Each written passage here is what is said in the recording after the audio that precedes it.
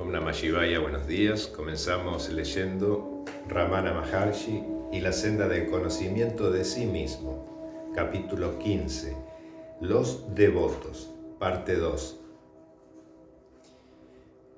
Ranga Iyer, el viejo compañero de colegio, jamás se instaló en Tiruvannamalai, pero él y su familia solían visitarle con frecuencia. Había estudiado en la misma clase que Sri Bhagavan, y había jugado y se había peleado con él, y siempre gozaba de una gran libertad cuando hablaba o bromeaba con él. Al visitarle durante la primera época en Virupaksha, inmediatamente reconoció que se encontraba frente a la divinidad. No así su hermano mayor, Mani. Se quedó mirando receloso al joven Swami, a quien igualmente conocía de la escuela. Sri Bhagavan le devolvió la mirada y ante el impacto, Mani se postró a sus pies.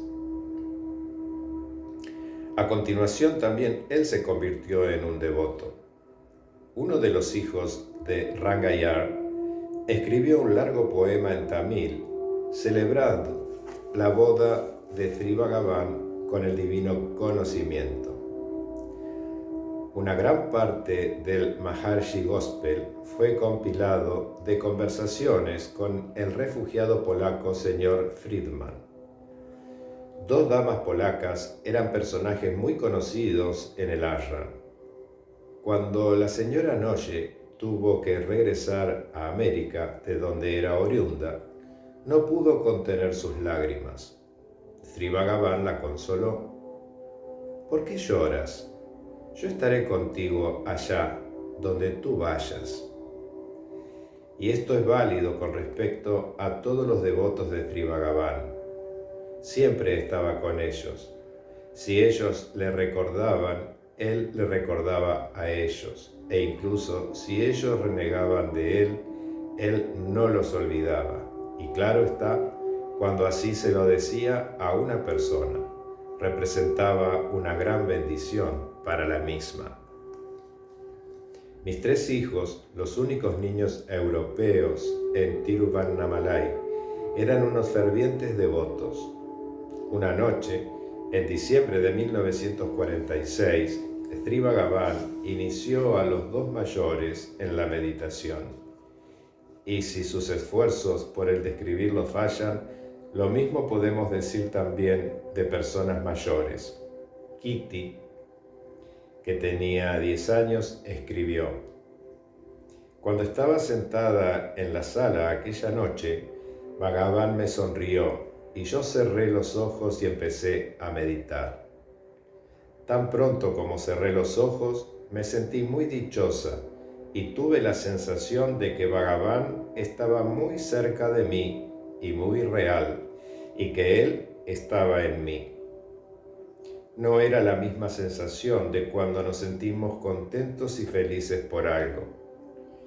No sé qué decir, simplemente que era dichosa y Bhagavan era muy bueno. Y Adam, que tenía 7 años, escribió: Cuando estaba sentado en la sala no me sentía contento y entonces empecé a orar y me sentí muy feliz, pero no como cuando nos regalan un juguete, sino solamente era amor hacia Bhagavan y a todos los demás. Los niños no se pasaban muchas horas sentados en la sala. Cuando experimentaban la sensación antes descrita, se sentaban en la sala, pero la mayoría de las veces solían jugar en el exterior.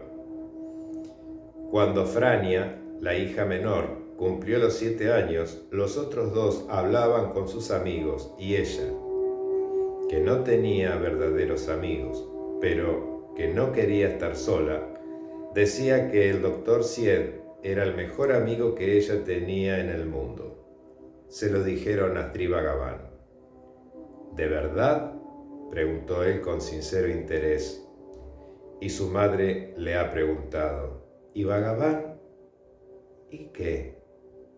Frania ha contestado: Bhagavan no está en el mundo, Ah, dijo, y se sentó muy erguido con expresión muy contenta, apoyando su dedo índice contra el ala de la nariz, tal como solía hacer siempre cuando revelaba sorpresa.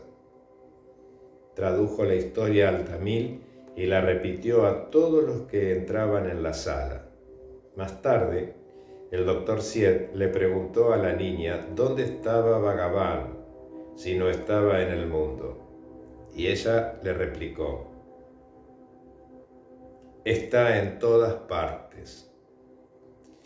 ¿Y cómo podemos decir que no es un hombre que está en este mundo si le vemos sentado en el diván y come, y bebe, y pasea como todos nosotros? Y la niña respondió: hablemos de otra cosa.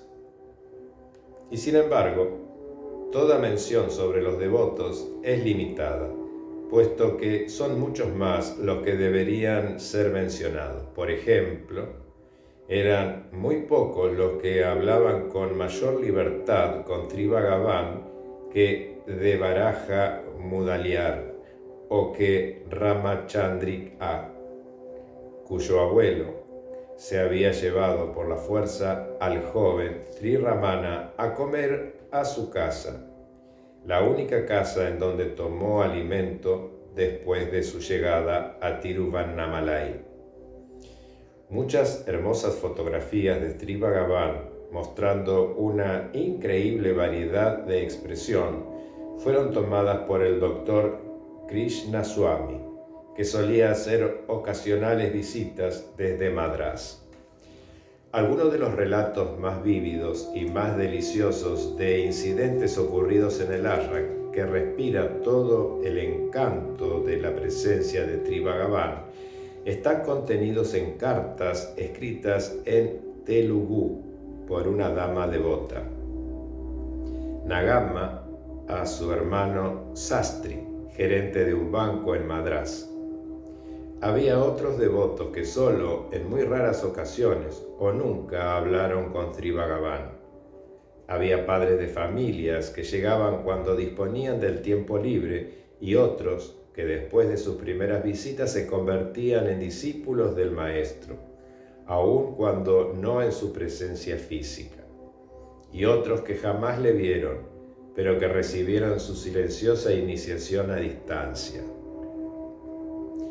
Sri Bhagavan era contrario a toda excentricidad en el vestir o comportamiento y cualquier manifestación de éxtasis. Hemos dicho ya que desaprobaba el deseo de visiones y poderes y que prefería que los padres de familia continuaran al frente de los suyos y llevaran una vida profesional. No evocaba cambios espectaculares en los devotos, puesto que tales cambios pueden ser una superestructura sin fundamento que luego desaparecen. De hecho, ocurría a veces que un devoto se dejaba llevar por la desesperación cuando no observaba ningún progreso, y en tales casos Sri Bhagavan les consolaba o les preguntaba: ¿y cómo sabes tú que no hay progreso? Y añadía entonces que es el gurú y no el discípulo el que sabe el progreso que realiza este último, y que es deber del discípulo continuar de un modo perseverante en su trabajo aun cuando la estructura que se levanta no pueda ser vista por la mente.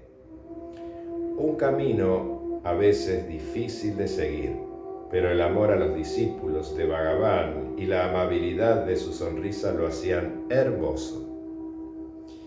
Tampoco incitaba a un camino exagerado tal como prestar el mauna o silencio. Por lo menos, en una ocasión, Sri Bhagavan lo dio a entender muy claramente, cuando oyó que el comandante Chadwick pensaba hacer voto de Muni al día siguiente. Habló en contra de esta práctica, señalando que el habla es una válvula de escape y que es mucho mejor controlarla que renunciar a la misma, y burlándose de aquellas personas que renunciaban a hablar con la lengua, pero que, en cambio, hablaban valiéndose de un lápiz. El verdadero mauna está en el corazón y podemos permanecer silenciosos en mitad de una conversación, como también nos podemos sentir solos en medio de la gente. Om Namah Shivaya.